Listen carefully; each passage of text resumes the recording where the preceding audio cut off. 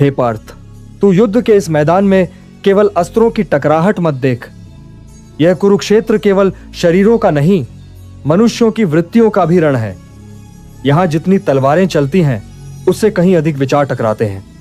आज मैं तुझे वह सत्य बताने आया हूं जिसे लोग जीवन में देर से समझते हैं और पछताते हैं।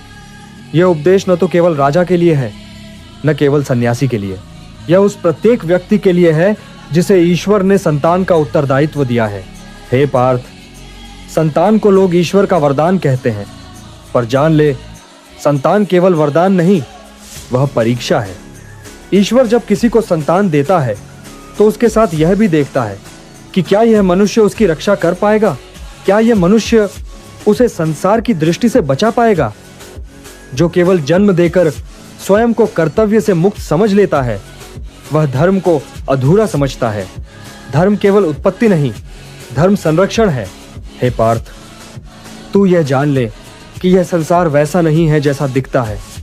यहाँ लोग सामने से ताली बजाते हैं पर पीछे से मौन शाप देते हैं। यहाँ लोग मुस्कुराते हैं पर भीतर तुलना करते हैं।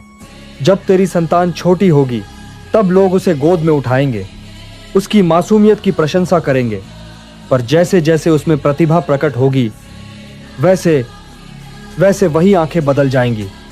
यही मनुष्य की प्रकृति है।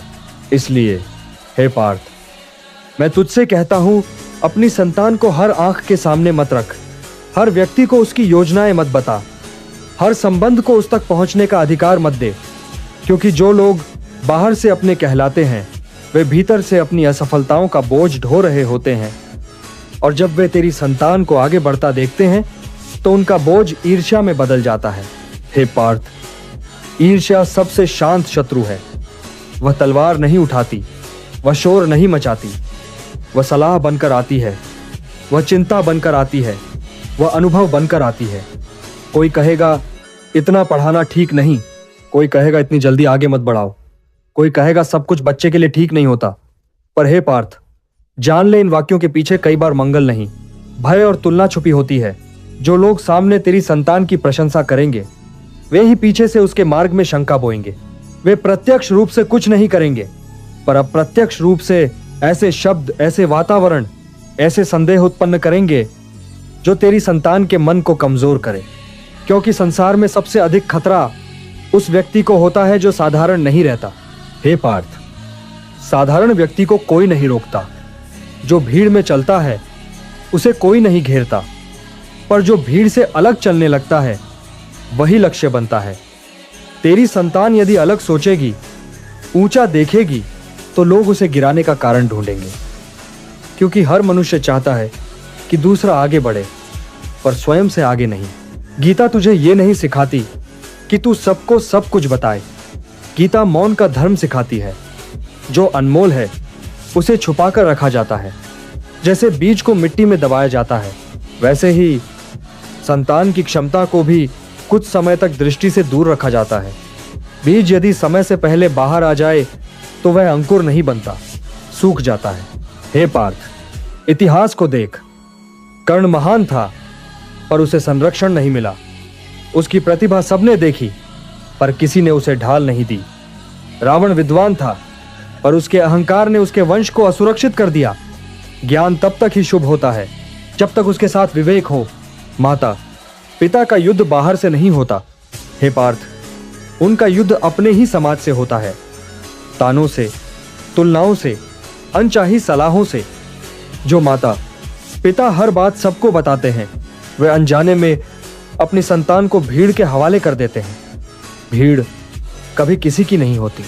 इसलिए हे पार्थ, तू यह समझ ले, अपनी संतान की योजनाएं गुप्त रख। उसकी कमजोरी किसी से साझा मत कर। उसकी सफलता पर मौन रख और उसकी असफलता पर ढाल बन। जो माता पिता संतान के कवच बनते हैं, वही वास्तव में धर्म का पालन करते हैं। धर्म भोलेपन का नाम नहीं है। हे पार्थ, धर्म विवेक है। जो हर द्वार पर अपने घर की कुंजी टांग देता है, वह चोरी का दोष चोर पर नहीं डाल सकता। उसी प्रकार जो हर व्यक्ति को अपनी संतान का भविष्य बता देता है, वह बाधाओं का द्वार स्वयं खोलता है। मैं तुझे भय नहीं दे रहा। हे पार्थ, मैं तुझे जागृत कर रहा हूं। संसार सुंदर है पर निर्दोष नहीं। अपनी संतान को संसार दिखा, पर संसार के हर हाथ में उसे मत दे। जब वह स्वयं अपने पांव पर खड़ी हो जाए, जब उसका मन दृढ़ हो जाए, तब उसे आकाश दे देना। पर जब तक वह पौधा है, उसे बाढ़ चाहिए। यही माता पिता का धर्म है, यही गीता का मौन उपदेश है।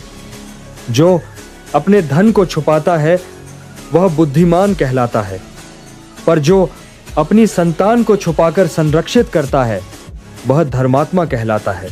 हे पार्थ, यह उपदेश याद रखना। संतान को छुपाना डर नहीं है, यह दूरदृष्टि है, और जो दूरदृष्टि रखता है वही भविष्य का निर्माण करता है।